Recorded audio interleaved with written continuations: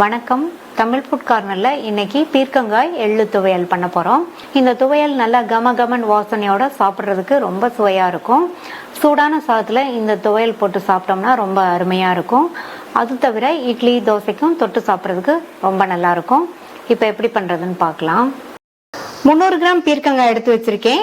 இதனுடைய மேல் தோலை லைட்டா சீவிட்டு சின்ன சின்ன பீசஸா கட் பண்ணிக்கலாம். தோலை லைட்டா சீவினா போதும்.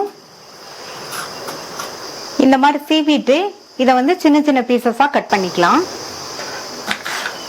2 நுனி பகுதியையும் கட் பண்ணிட்டு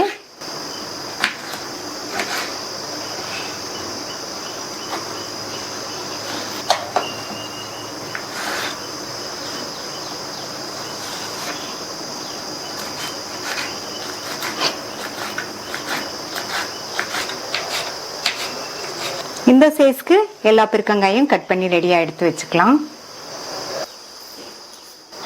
ஸ்டவ்ல ஒரு பேன் போட்டு சூடு பண்ணிருக்கேன். அதுல 2 டேபிள் ஸ்பூன் வெள்ளை எள்ளை சேர்த்துட்டு நல்லா படபடன் பொரியிற அளவுக்கு வறுத்துக்கணும். எள்ளு நல்லா படபடன் பொரியணும். அப்பதான் சட்னியோட சுவை நல்லா இருக்கும்.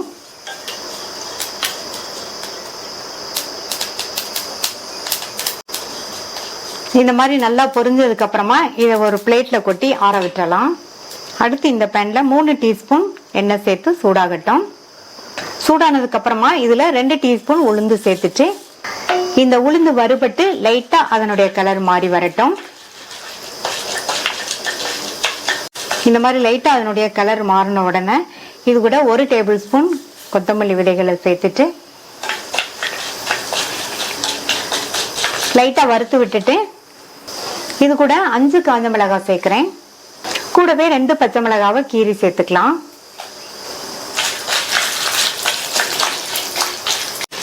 நம்ம சேர்த்த எல்லாமே நல்லா வறுபட்டு வரட்டும். இந்த மாதிரி எல்லாமே நல்லா வறுபட்டதுக்கு அப்புறமா இது கூட 5 பல் பூண்டு சேர்த்துக்கங்க. 5ல இருந்து 6 பல் பூண்டு சேர்த்துக்கலாம். அதையும் பூண்டையும் லைட்டா வதக்கி விட்டு நம்ம கட் பண்ண பீர்க்கங்காயை இதுல சேர்த்துருங்க.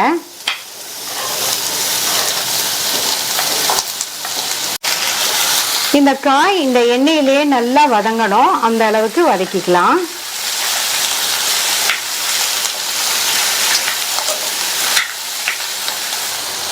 பீர்க்கங்காய் நம்ம சேர்த்த எண்ணெயில வதங்கி நல்லா சாஃப்ட் ஆயிடுச்சு.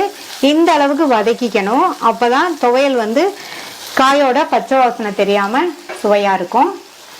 அடுத்து இதுல ஒரு நெல்லிக்காய் அளவு புளிய இந்த மாதிரி சின்ன சின்ன பீசஸ் ஆக்கி சேர்த்துட்டு இதையும் நல்லா ஒரு தடவை வதக்கி விட்டுருங்க.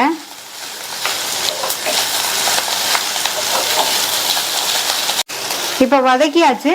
ஸ்டவ் ஆஃப் பண்ணிட்டு எல்லாத்தையும் நல்லா ஆற விட்டுறலாம்.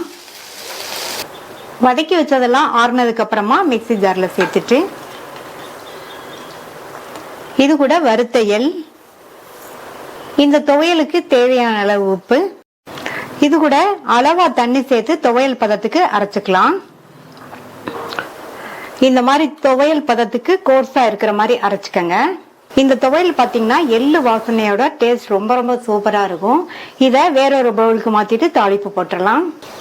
இந்த பேன்ல 2 டீஸ்பூன் எண்ணெய் சேர்த்து சூடானதுக்கு அப்புறமா 1/2 டீஸ்பூன் கடுகு, 1/2 டீஸ்பூன் உளுந்து, கறிவேப்பிலை, கூடவே ஒரு கட் பண்ண காஞ்ச மிளகாய் தாளிப்பா துவையல்ல சேர்த்துடலாம். இந்த துவையலை ட்ரை பண்ணி பார்த்துட்டு உங்க கமெண்ட்ஸை சொல்லுங்க. இது வரைக்கும் தமிழ் ஃபுட் கார்னர் சேனலை சப்ஸ்கிரைப் பண்ணாதவங்க சப்ஸ்கிரைப் பண்ணிட்டு பக்கத்தில் உள்ள பெல் பட்டனையும் கிளிக் பண்ணிக்கங்க. தேங்க்யூ.